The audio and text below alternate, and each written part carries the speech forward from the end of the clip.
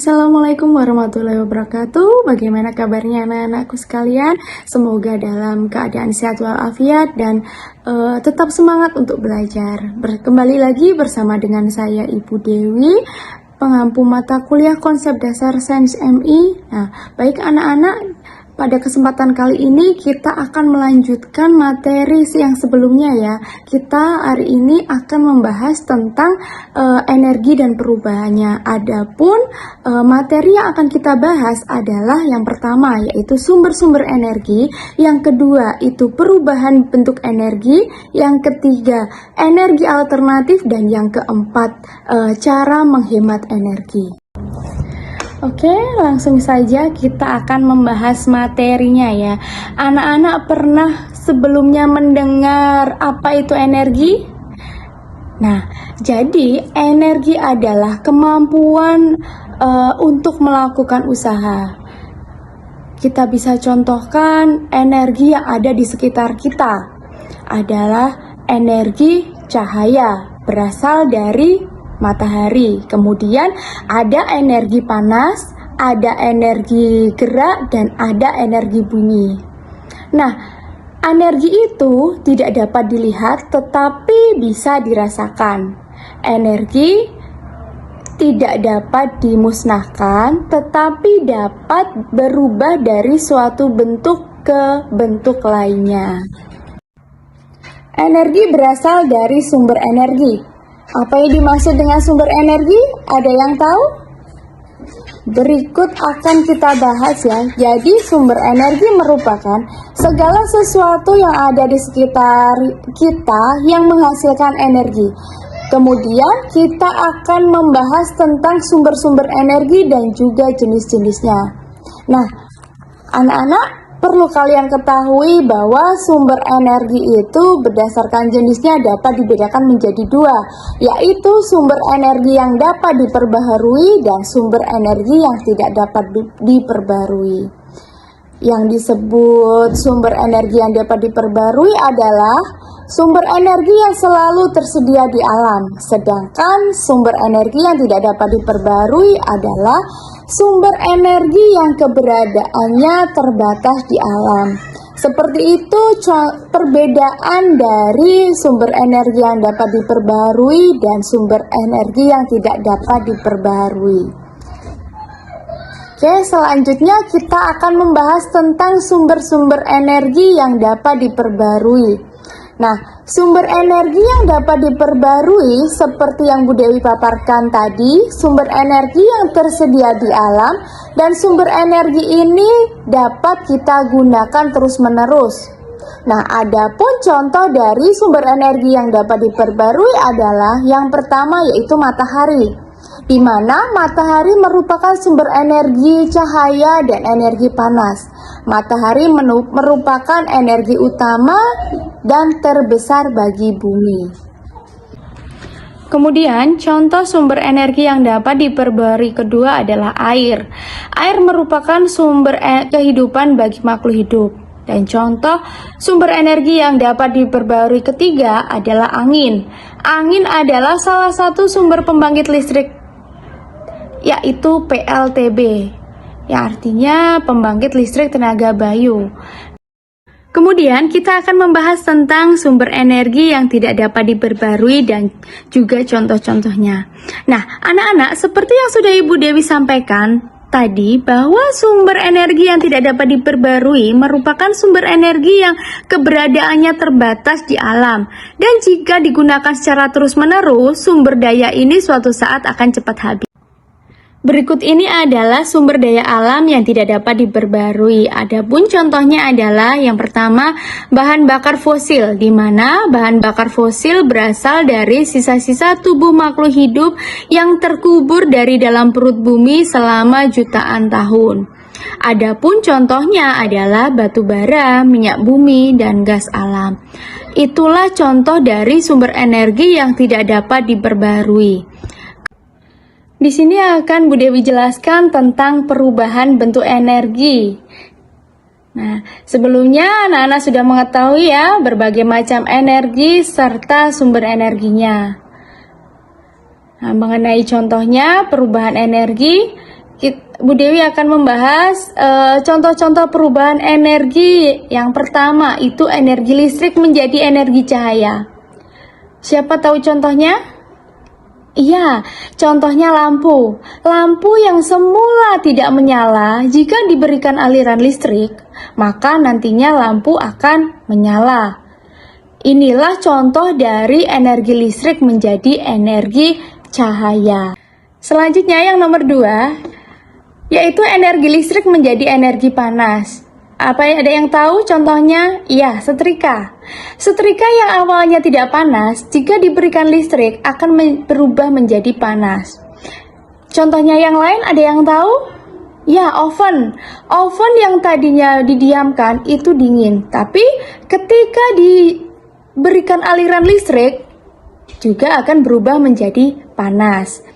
Selanjutnya yang nomor 3 itu energi listrik menjadi energi gerak. Ada yang tahu contohnya apa? Iya, kipas angin. Apabila kipas angin tidak diberikan arus listrik, maka kipas angin tersebut akan diam. Tetapi ketika dialiri arus listrik, maka akan bergerak. Contohnya lagi apa? Mesin cuci. Ya, kalau mesin cuci itu tidak dialiri listrik, bergerak apa diam? Diam, ya, diam. Karena di sini akan dialiri arus listrik, makanya menjadi bergerak. Yang keempat yaitu energi kimia menjadi energi listrik. Contohnya apa? Baterai. Baterai bisa menggerakkan jam. Jadi jam yang semula diam bisa karena ada energi kimia pada baterai, maka jam tersebut bisa dapat bergerak. Selanjutnya yang nomor 5 yaitu energi listrik menjadi energi bunyi. Contohnya ada yang tahu? Yang biasa kita bawa sehari-hari, ya, handphone. Handphone itu dimana apabila handphone tidak diberikan listrik, maka dia tidak akan bisa berbunyi. Namun ketika kita berikan energi listrik, maka handphone tersebut bisa berbunyi. Contohnya lagi yang energi listrik menjadi energi bunyi adalah radio. Ya benar, radio. Radio itu ketika dialiri arus listrik, radio itu akan berbunyi, tetapi ketika tidak dialiri arus listrik, radio itu akan diam. Selanjutnya, energi kimia menjadi energi gerak, yaitu apa contohnya? Makanan, makanan. Makanan ini merupakan energi kimia yang apabila kita makan, itu ketika kita makan bisa menyebabkan kita melakukan gerakan. Kalau kita makan kan kita mesti melakukan gerakan kan? Makan. Kayak gitu. Nah, jadi energi kimia berubah menjadi energi gerak, yaitu makanan yang kita makan, kita karena melakukan gerakan tadi. Makanya disebut energi kimia menjadi energi gerak. Nah, itulah perubahan energi dan contoh-contohnya. Selanjutnya, kita akan membahas tentang energi alternatif. Kita banyak memanfaatkan sumber-sumber energi dalam kehidupan sehari-hari. Sebagian besar, sumber energi yang kita gunakan itu berupa bahan bakar fosil. Nah, berikut ini akan Bu Dewi jelaskan mengenai energi alternatif. Sebelum kita ke pembahasan, jadi energi alternatif adalah energi yang dapat menggantikan peran bahan bakar fosil. Jadi di sini apabila bahan bakar fosil itu habis, maka kita tidak bisa menggunakan energi alternatif. Nah, berikut ini adalah contoh dari energi alternatif. Contohnya yang pertama yaitu cahaya matahari. Cahaya matahari ini bisa kita rubah menjadi energi listrik dengan menggunakan alat yang disebut panel surya atau PLTS, yaitu pembangkit listrik tenaga surya. Jadi dengan panel surya ini kita bisa menghasilkan listrik melalui PLTS ataupun pembangkit listrik tenaga surya. Kemudian yang kedua, energi alternatif yang kedua yaitu air. Air bisa kita gunakan sebagai energi alternatif, yaitu untuk menghasilkan pembangkit listrik. Jadi dengan adanya air bisa kita manfaatkan untuk membuat bendungan untuk PLTA atau pembangkit listrik tenaga air. Oke, yang ketiga yaitu angin. Di mana angin ini kita bisa gunakan sebagai pembangkit listrik tenaga bayu dengan alat yang disebut kincir angin. Nah, di sini melalui kincir angin, nantinya angin akan menghasilkan arus listrik yang disebut dengan pembangkit listrik tenaga bayu. Selanjutnya yang nomor 4 yaitu bahan bakar bio. Bahan bakar bio ini berasal dari tumbuhan biji yang mengandung minyak seperti biji jarak, biji bunga matahari, biji kelapa sawit, dan kedelai. Di mana bahan bakar tersebut dikenal sebagai biodiesel. Biodiesel dapat digunakan sebagai pengganti solar. Selanjutnya ada nama bahan bakar biogas. Nah, bahan bakar biogas ini juga bisa berasal dari kotoran hewan ternak. Bahan bakar tersebut dikenal sebagai biogas. Bahan bakar biogas dapat dimanfaatkan sebagai pengganti gas LPG. Nah, caranya seperti ini. Pertama, kotoran hewan ternak ditampung di dalam tanah menggunakan bak penampung. Kemudian kita olah. Nah, nantinya dari kotoran hewan ternak tersebut akan menghasilkan yang namanya gas metana. Kemudian gas metana ini kita alirkan, kemudian kita tampung hingga akhirnya menjadi gas LPG.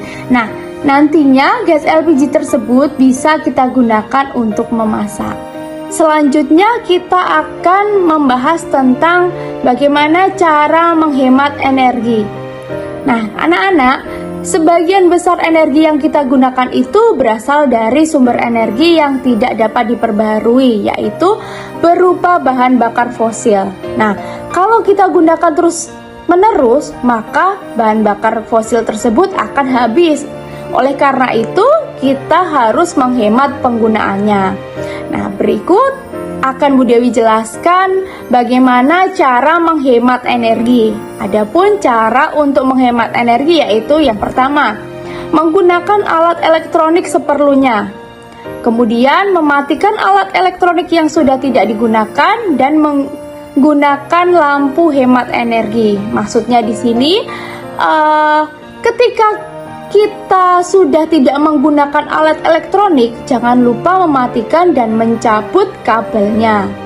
Yang kedua, menaiki kendaraan umum jika bepergian. Tujuannya apa? Untuk menghemat bahan bakar.